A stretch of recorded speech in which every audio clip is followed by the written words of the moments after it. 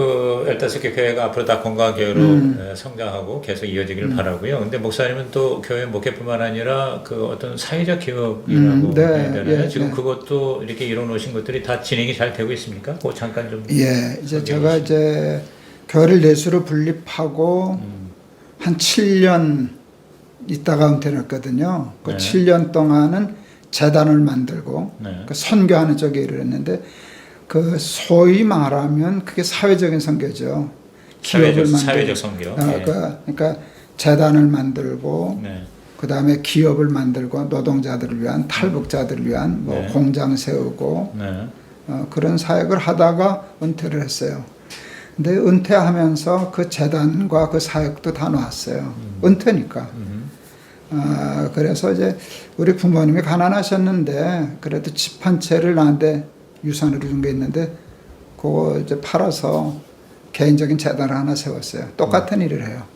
똑같은 일을 하는데 개인이 재단을 한다는 게 참 어렵더라고.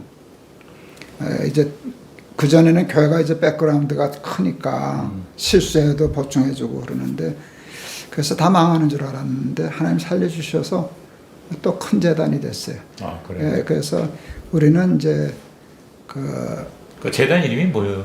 PPL, PPL? Peace and People Link. 그렇게 Peace and People. People Link. Link. 아, 그러니까 어떤 그 평화와 예. 사람 사이를 연결한다. 그래서 근데 이제 PPL. 평화를 나는 이제 어떻게 풀었는가 하면 그 이름을 이제 설명하면 좀 쉬운데요. 네. 그 평화라고 하는 한문 글자가 참 뜻이 깊어요. 공평할 평자에다가 화자가 벼화변의 입구더라고요. 그러니까 그 중국 사람들이 평화를 얘기할 때 네. 추상적인 개념이 아니에요. 모든 사람의 입에 곡식을 공평하게 넣어줄 때 평화가 이루어진다는 거예요. 아, 그러네요. 그게 뜻이 깊거든요. 네. 그런데 그게 성경적인 가치관하고 맞아요.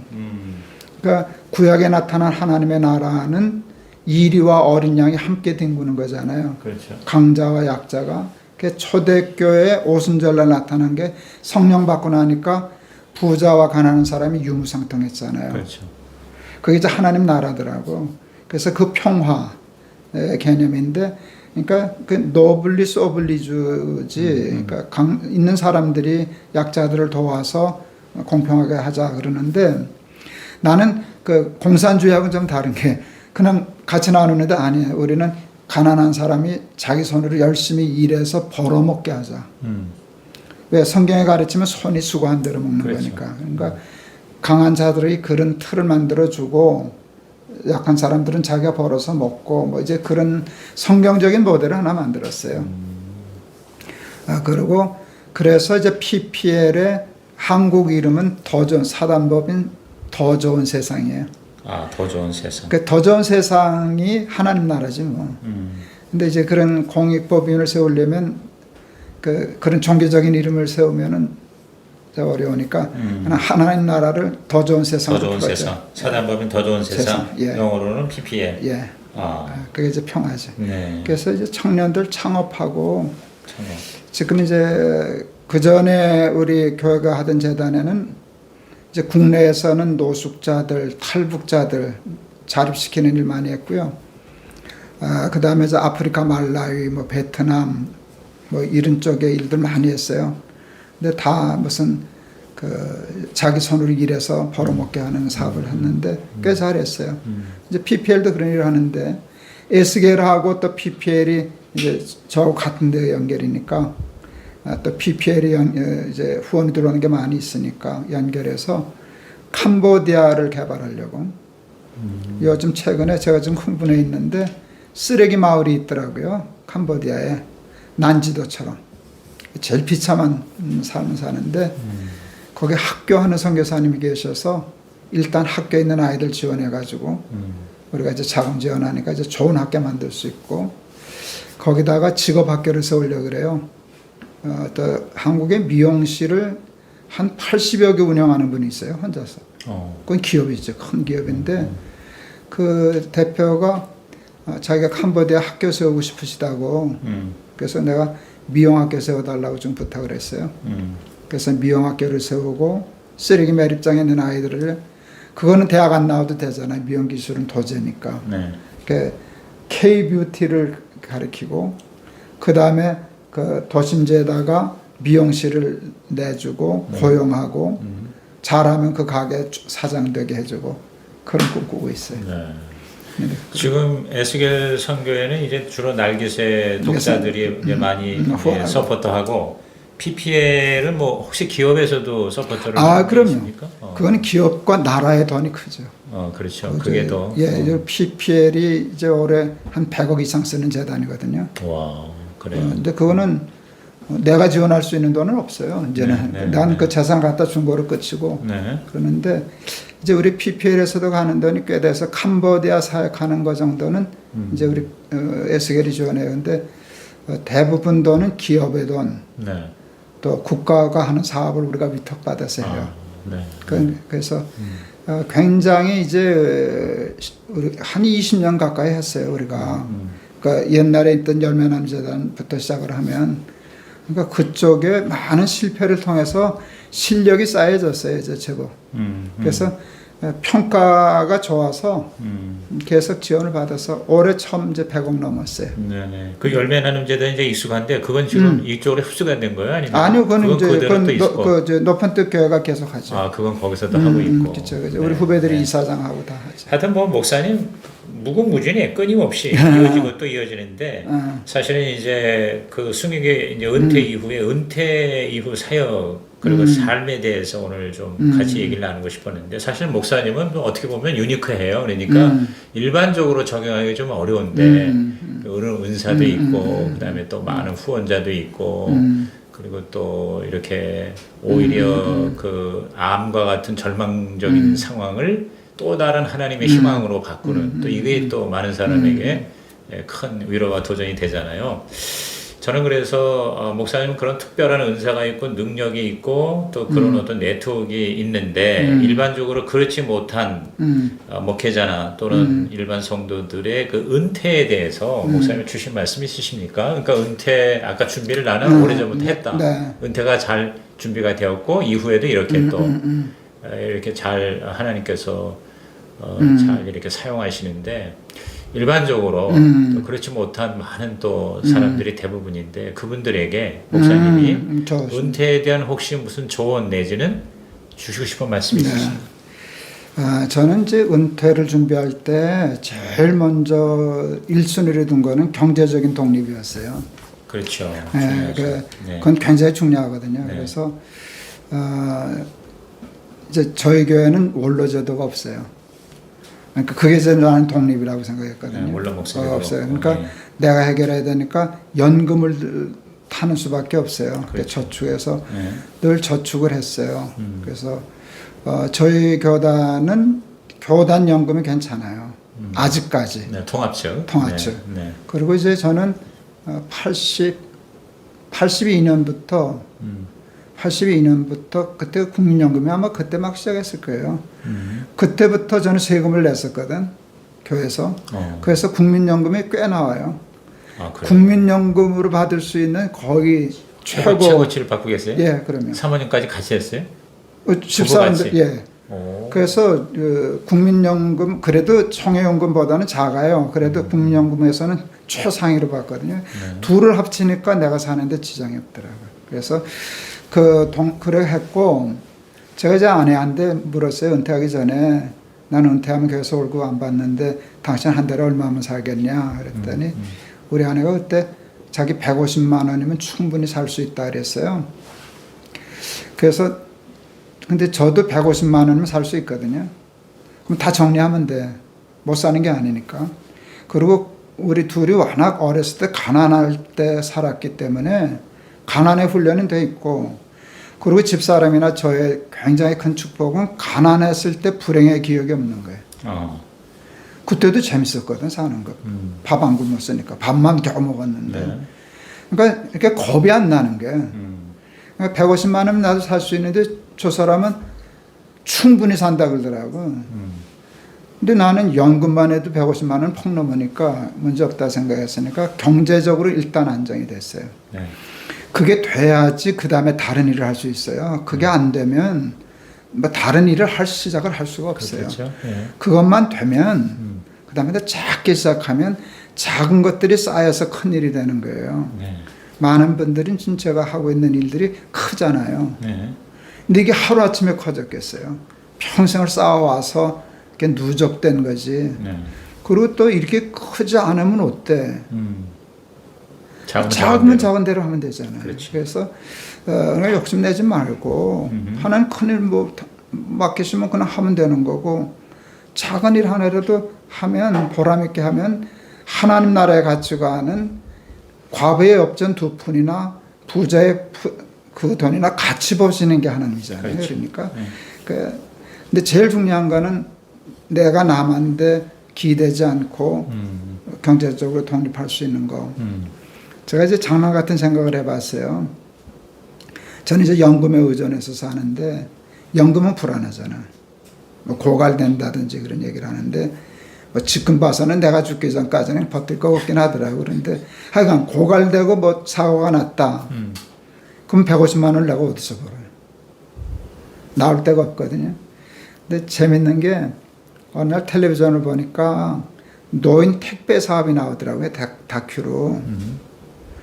그 이제 우리 지하철 공짜잖아요. 네. 지하철 그걸 이용해서 택배. 택배 사업을 하는데 굉장히 좋은 아이템이에요. 많은 노인들이 그거 하시더라고. 네. 근데 내가 궁금해서 유심히 봤어요. 저 할아버지들 얼마나 받나 한 달에 그랬더니 80만 원을 받더라고. 평균 80만 원을 벌이해. 네. 내가 무릎을 쳤잖아요. 우리 마누라하고 둘이 뛰면 160만 원이다. 근데 이게 이제 장난처럼 그럴 가능성은 거의 없어요. 근데 네. 난 진짜로 이게 딱 막히고 연금이 틀어졌다라고 하면 그냥 모자 쓰고 모자도 쓸 필요 없어. 나갈 거야. 가서 택배할 거야. 네. 150만 원 벌면 되니까 네. 둘이서. 네. 근데 그게 이제 만화 같은 생각인데 재밌어. 근데 모자 쓰지 말아야지 정말. 그럼 사람들이 알아볼 거 아니에요. 택배 들고 가는데 목사님 아니세요? 네, 맞는데 아니 목사님 택배하세요. 예, 연금이 깨져가지고요. 이제 그럴 생각을 하는 거야. 네. 그러니까 겁날 게 별로 없어요. 겁날 게 별로 없고 그게 해결이 되니까 그 다음에 이제 삶에 여유가 생기는 거예요. 사는 건 걱정 없다. 그리고 지금 연금이 나오니까 전 넉넉하게 살잖아요. 연금으로도. 그러니까 제가 은퇴하기 전에 하나님께 기도한 거 있어요. 하나님 폐 안 끼치게 해주세요. 교회나 자식들에게. 손주들 용돈 주게 해주세요. 친구들 밥 먹다가 신발끈 안 묶게 해주세요.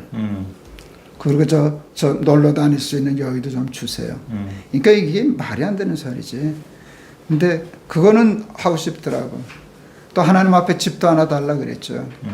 우리 마누라 늙어서 방패 소리 듣게 하고 싶지 않아요. 근데 하나님 다 해주셨거든요. 그러면 됐지 뭐. 네. 이제 그러면 됐고 또 그거 안 돼도 150만 원은 택배에서 벌면 되니까 살 수 있고 그러니까 겁이 없으니까 불안하지 않으니까 여유 있으니까 그 다음에 뭐 가서 뭐 봉사하고 또 일하다가 크레딧이 쌓여서 커지면 큰일 하면 되는 거고 안 되면 몸으로 가서 때우는 거고. 하여튼 목사님의 특기는요. 예. 아주 쉬워요. 쉽게 얘기를 해. 그러니까 그 얘기하는 것도 그렇게 되고. 아주 쉬워요. 그래요. 마지막으로 아까 이제 사모님의 얘기를 잘 받아들여서 그렇게 이제 교회도 이렇게 독립적으로 다 남기고 의뢰도 잘 되고 했는데 마지막으로 목사님이 좀 가정 얘기 좀 한번 나누고 싶은데 뭐 하여튼 이제 가정적으로도 사모님하고 알콩달콩 행복하게 잘 사시고 자녀는 지금 아들이 셋이라고 들었는데요. 네, 아들 셋. 아들들도 다 잘 됐죠. 네, 그 좀 아들 얘기 좀 해주시고 자녀 양육의 팁을 마지막으로 해주시고 마무리할게요. 자녀 양육의 팁은 뭐 우리 마나님이죠. 네. 나는 아이들 기를 틈이 없었어요. 뭐 돌아다니려고 바빠서 이제 그랬는데 그냥 이제 교육은 아내가 했고 그 아이들이 엄마 좋아하고 그 다음에 제가 이제 목회하고 사는 식을 아이들이 좋게 받아줬어요. 그래서 그러니까 아버지를 그저 인정해 준 거. 우리 아버지 괜찮은데 예수 믿는 거 저렇게 살면 괜찮은데 그 인정은 받은 것 같아요.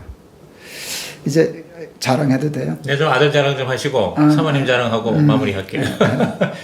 지금 뭔 일을 하고 있는지 아이들 다 출가했나요? 그럼요. 아들이? 예. 저는 이제 일찍 결혼하고 네. 큰아들도 일찍 결혼해서 이제 큰아들은 벌써 우리 손녀딸이 18살이니까 고3이고 그러니까 자식 넉사 빨리 났네요. 났어요. 네, 네. 큰아들은 이제 대학 교수하고 둘째 아이는 영화 일하고 영화 감독이라고 그랬어요. 감독하고 이제 네. 시나리오 쓰고 네. 하고 지금 제일 큰 일이 우리 내 유튜브 날마다 기막힌 새벽 하는데 네. 둘째 아들 때문에 예 잘 이게 되는 커졌어요. 거예요. 이제 김동호 목사 아카이브라고 하는 이름을 했었는데 사실은 우리 아이들이 제가 은퇴할 때 뭘 해주고 싶어 했는가 하면 제가 평생 설교한 거 있잖아요. 네. 그게 엄청나더라고 분량이. 옛날에 카세트 테이프부터 그렇죠. 그거를 디지털화 하려고 그랬어요. 그게 3억 들더라고. 그렇게 작업이 그렇게. 아, 그래요? 그만큼 분량이 되고 아하. 정리를 하려니까. 근데 그 3억이 내가 어디 있어요. 음. 그런데 이 유튜브 방송을 하니까 그게 그 작업이 지금 자연스럽게 되는 거예요. 그래서 지금 벌써 몇 년 4년 동안에 날기세만 하는 게 아니라 내 설교도 정리해주고 그 다음에 이 아이가 요즘 비전 아카데미라고 해가지고 그 특강 뭐 자녀 교육이라든지 돈에 대한 거라든지 뭐 요즘 좀 죽음에 대한 것도 준비하고 그런 식으로 하니까 이게 엄청나게 활성해졌어요. 네, 네. 그래서 이제 그 일 하려고 바쁘지. 또 CMP 집회도 이제 네, 그 이제 하니까 둘째 아이는 그 일을 하고 셋째는 목사인데 자식이 목회를 안 하고 뭐 안 하는 건 아니죠. 근데 옷가게를 셋째 아들이 목사 예, 목사예요. 신학을 했고. 그럼요. 목회 좀 했었어요? 그럼요. 근데 지금 뭐 옷장 써요. 빈티 이거 그지 보세요. 걔는 옷을 이렇게 좋아해요.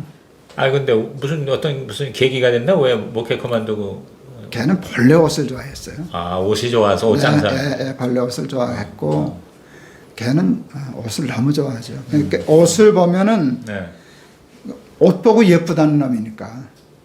그러네. 옷 보고 예쁘다 그래. 목사님 이게 진짜 다 이거 개옷, 청바지에다가 오늘 신발도 개옷. 패션이 괜찮네 진짜. 그 진짜. 네. 이제 옷가게를 하는데 네. 이 아이가 이제 빈티지 옷가게를 하는 이유가 자기 나름대로 선교적인 목회였어요. 빈티지족이 있는데 네. 기성교회가 그들을 흡수하기 어렵다는 게 너무 다 있으니까. 근데 자기는 빈티지나 옷에 아주 전문가니까 자기가 빈티지 옷을 입고 네. 그 아이들 보러 교회 오라 그러면 안 오니까 네. 자기가 입고 간다고. 그래서 주일날 교회를 해요. 그러니까 어떤 식으로 해요? 간단히 어딜 가요? 그 교회를 하죠. 교회를 그러니까 한 10명 교회는 되나 한 20명 되나 하는데 이제 이름과 애들이 잘 모이죠. 그래서 하고 그러니까 평일날 주중에 옷가게에서 돈 벌어서 그러니까 교회는 자기 생활에 대한 부담이 없잖아요. 네. 아니 옷가게를 어디서 한단 말이에요? 동대문에? 지금 신사동. 신사동에 자기 옷 가게가 있단 말이에요? 그럼요. 크게 잘해요. 아주 잘해요. 아주 잘해요. 그걸 한번 가봐야 되겠네요. 좋죠. 근데 이제 그 아이가 얼마 전에 그 인스타그램을 썼는데 네.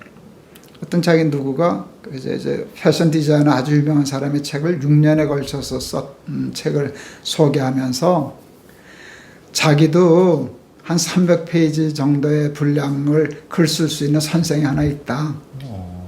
그냥 그 자리에서 쓸 수 있는 선생이 있다. 그 선생 이름이 김동호다 그렇게 썼더라고. 여기서 기분 되게 좋더라고요. 그래서 이제 아이들 다 그렇게 옷가게 잘하고 큰아이 교수 일 잘하고 둘째도 자기 일 잘하고. 물론 다 신앙도 확실하게 그거 잘. 그래 손주가 다 합해서 몇 명이에요, 그러면? 6. 6명. 6이고. 네. 이제 저희들 하는데 우리 이제 둘째가 제일 늦게 아이를 낳았어요. 늦게 결혼하고. 그러니까 지금 이제 6달 조금 지난 손주가 있는데 너무 예쁘잖아요. 거의 매일 출근한다고 그 집을. 가까워요. 우리 며느리 얼마나 힘들겠어요. 영감 낮춘데 밤낮 시스테로 돌아다니는데. 근데 우리 아들 며느리가 그 부담 가질까봐 자기 집 현관 키 번호를 비밀번호를 자기 엄마 생년월일로 해줬어요. 엄마 프리패스야. 언제나 들어와. 근데 그 마음이 너무 고맙더라. 하더라고요. 그래서 그리고 이제 아이들이 이제 세 아들 사부자인데 그 아이들이 늘 그랬어요. 사부자가 15분 안에 거리에서 다 사는 거. 15분 안에 거리에 다 모여서 사는 거. 지금 그렇게 살고 있단 말이에요? 올해 안에 다 완성돼요. 15분 안에. 지금 이제 올해 안에 다 완성이 돼요. 그러니까 그건 이제 자녀들이 엄마 아빠 이제 좋아한다는 얘기고, 좋아하고 형제들끼리도 우애가 있다는 얘기고. 형제끼리가 우애가 있고 네. 우리 큰 아들하고 둘째 아들은 거의 연년생이에요. 연년생인데 둘째는 존경하는 사람이 둘인데 지 애비하고 그 형이에요. 지 애비를 존경한다는 건 그래도 혹 말은 돼. 형을 존경한다. 1년 위에 형을. 1년 위에 형을 존경. 걔는 그래서 반말 안 해요. 그래요. 형한테 꼭 존댓말하고 모든 일을 형하고 의논하고. 그러니까 그런 거 보면은 또 큰 아이가 잘 챙기고. 그래서 이제 우리한테 잘하는 것도 참 감사한데 형제들끼리 이렇게 사이좋게. 근데 형제는 또 사이좋을 수가 있는데 며느리들이 어렵잖아요. 근데 며느리끼리도 좋거든요. 그래서 너무 감사. 그게 제일 감사해요. 제가 중단하지 않으면 이제 며느리 자랑까지 한참 마지막으로 사모님 자랑하고, 네, 우리 사모님과의 그 행복한 부부 생활의 어떤 그 원리라 그럴까, 목사님이 가지고 제가 이제 결혼할 때 하나님 앞에 이제 기도하는데 뭐라고 기도해야 되는지를 모르겠더라고요. 그래서 그냥 기도를 했더니 하나님이 기도를 가르쳐 주시더라고. 말 통하는 여자와 결혼하게 해주십시오. 말이 통하는 여자와 결혼하게 해주십시오. 그 기도가 이루어졌죠. 네. 그러니까 말이 통하는 게 이제 뭔가 하면 이제 제가 이제 이렇게 얘기해도 되는지 모르겠지만 저는 목사치고는 돈이 여러 경로로 많이 들어온 목사잖아요. 그러니까. 그렇잖아요. 돈이 따라다니는 목사님. 그렇죠. 예. 근데 그게 재단이나 교회나 선교회뿐만 아니라 개인적으로도. 근데 그 돈을 제가 다 쓰기가 어렵더라고요. 근데 저는 정해져 있어요. 돈이 얼마가 들어오든지 요만큼 쓰겠다. 전 가난하게 사는 것도 원치 않아요. 그러니까 아까 얘기했잖아요. 뭐 이렇게 그렇게 했는데 그러니까 얼마를 쓰겠다는 목표가 있는데 그 단위가 좀 커졌어요. 수입이 많아지니까. 그러니까 꽤 큰 단위의 헌금을 해야 될 때가 있었어요. 한 번도 거기에 대해서 불편해하지 않았어요. 사모님이. 그래서 그리고 어떤 때는 나보다 더 저거 해서 그런 면에서 나중엔 우리 그 재단할 때는 우리 집 재산을 내는 건데 그때도 세 아들도 그렇고 우리 아내도 그렇고 거기 힘들어하지 않았어요. 그게 제일 그러니까 사역에 구김이 없었지. 또 동안께 목회하다가 개척하겠다 그랬을 때도 그때 한참 예배당 크게 짓고 쳐볼 때인데 그때도 펄쩍 뛰더라고. 개척하겠다니까. 좋다고. 그 거꾸로 펄쩍 뛰어야 되는데 이제 그러니까 너무 좋았지. 그래서 아내 자랑이에요. 예. 아니 그러니까 사모님하고 같이 오늘 좀 인터뷰했으면 하는데 또 이렇게 사역을 하셔서 목사님이 뭐 그냥 간단 정리를 해주신 것 같습니다. 하여튼 오늘 이 영상을 통해서 뭐 목회에 대한 교회, 그다음에 가정에 대한 또 자녀와 또 부부관계 그리고 또 일터 우리 사회의 세상에서의 삶의 여러 가지 좋은 팁과 원리들을 우리들이 또 도전을 받을 수 있으리라 생각합니다. 아무쪼록 하여튼 건강하셔서 주님 주신 그 수완까지 감사합니다. 더 멋지게 사시고 일하시기를 축복하고 감사합니다. 하여튼 한미준에서의 만남이 지금 30년째 이어지는데 오늘 새롭게 많은 것을 배우게 되었습니다. 네, 하여튼 감사합니다. 고맙습니다. 감사합니다. 네.